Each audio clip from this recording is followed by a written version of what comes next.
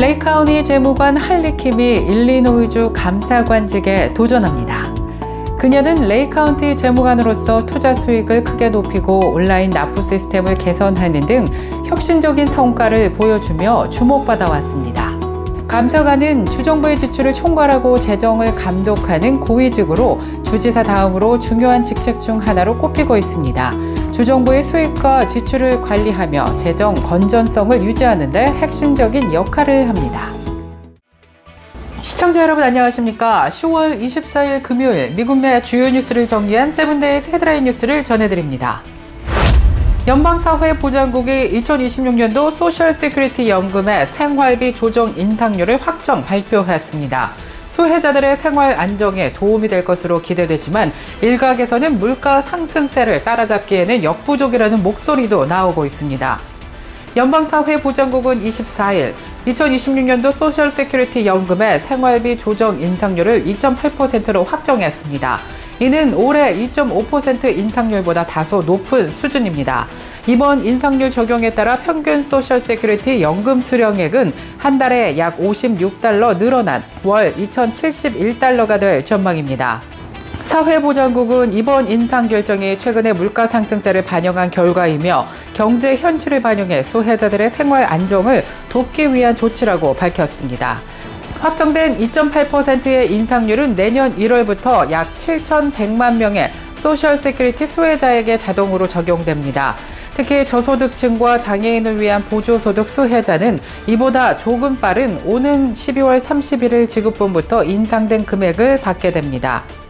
매년 1월에 적용되는 다른 조정 사항들도 함께 발표됐습니다.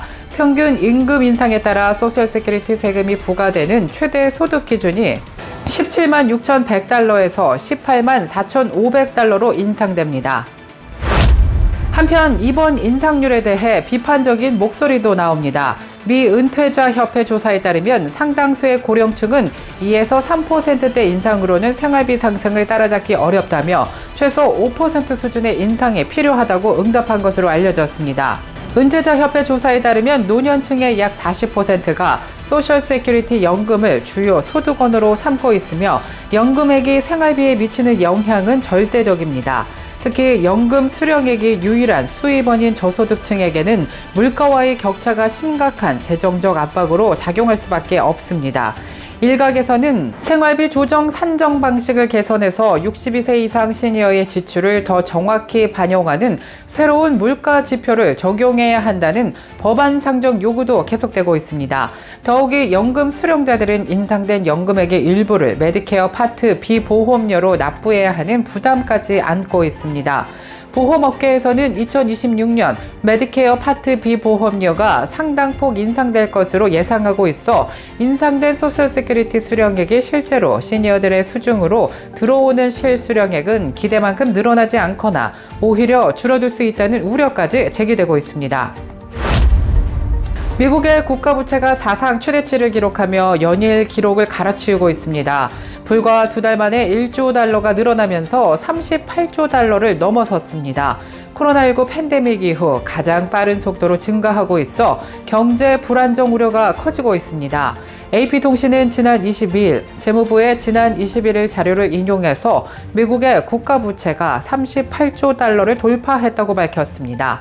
이는 지난 8월 37조 달러를 기록한 지 불과 2달 만에 1조 달러가 늘어난 수치입니다. 부채 증가의 주요 원인으로는 사회보장제도 및 의료 서비스 지출 확대와 금리 인상에 따른 이자 지급 비용 증가, 코로나19 팬데믹 시기에 대규모 경기 부양책 등이 지목되고 있습니다. 여기에 더해 최근 연방정부의 셧다운 사태 역시 재정관리에 대한 불안정성을 가중시킨 요인으로 분석되고 있습니다. 연방 셧다운 사태 종료 가능성이 언급되고 있습니다. 백악관은 4주 동안 지속된 연방 셧다운이 이번 주 일정 시점에 종료될 가능성이 있다고 밝혔습니다. 트럼프 정부의 경제 정책을 주도하는 케빈 헤세트 국가경제위원회 국장은 지난 20일 한 언론과의 인터뷰에서 이 같은 내용을 언급했습니다. 중도파 민주당 의원들이 움직여 정부의 문을 다시 열 수 있을 것이라며 곧바로 민주당이 요구하는 오바마케어 정부 보조 연장 협상에 운항에 돌입할 수 있다고 설명했습니다.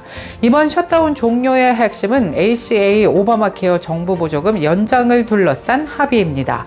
예상 시나리오는 트럼프 공화당 지도부가 올 연말 만료되는 ACA 정부 보조 연장을 약속하고 민주당은 그 확약을 받은 후 임시 예산안을 우선 통과시켜 셧다운을 먼저 해소할 것으로 예상됩니다.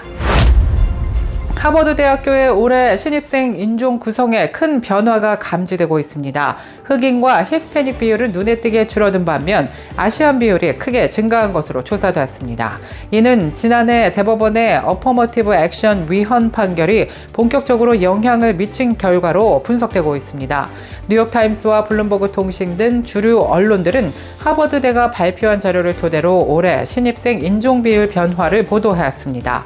특히 올해 하버드대 입시는 코로나 팬데믹 이후 처음으로 지원자들에게 표준화된 시험 점수인 SAT와 ACT 등 제출을 요구한 첫 해였습니다. 하버드 측은 이로 인해 전체 지원자 수가 줄어들었다고 밝혔으나 뉴욕타임스는 지원자 수가 표준시험 점수 제출이 의무였던 팬데믹 이전보다는 여전히 10% 높은 수치라고 짚었습니다. 이번 데이터는 신입생들이 스스로 보고한 인종을 바탕으로 한 것이라는 한계가 있지만 명문대들의 인종 구성 변화를 통해 미국 대학 입시의 판도가 근본적으로 바뀌고 있음을 보여주고 있습니다. 로스앤젤레스에서 솔트레이크 시티로 향하던 델타 항공 여객기가 승객이 반입한 부패한 음식물의 악취 때문에 이륙 직후 되돌아오는 일이 발생했습니다. 미국 지역 매체 KSL 등 현지 보도에 따르면 지난 주말 로스앤젤레스 국제공항을 출발해 솔트레이크 시티로 향하던 델타 항공 2311편 여객기가 이륙한 지 얼마 되지 않아 회항한 것입니다. 회항의 원인은 기체 결함이나 안전 문제가 아닌 바로 기내에 퍼진 불쾌한 냄새 때문이었습니다. 델타 항공 측은 이 악취가 탑승객이 반입한 음식물이 부패하면서 발생한 악취 때문인 것으로 확인됐다고 밝혔습니다. 당시 항공기에는 승객 189명과 승무원들이 탑승하고 있었고 비행 내내 약 2시간 동안 이 악취를 감수하기보다는 승객과 승무원의 안전과 편안함을 최우선으로 고려해 회항을 결정했다고 항공사 측은 밝혔습니다. 금요일에 전해드린 세븐데이즈 헤드라인 뉴스를 마치겠습니다. 저희는 다음 주 월요일 이 시간에 다시 찾아뵙겠습니다. 세븐데이즈 뉴스를 시청해주신 여러분 고맙습니다.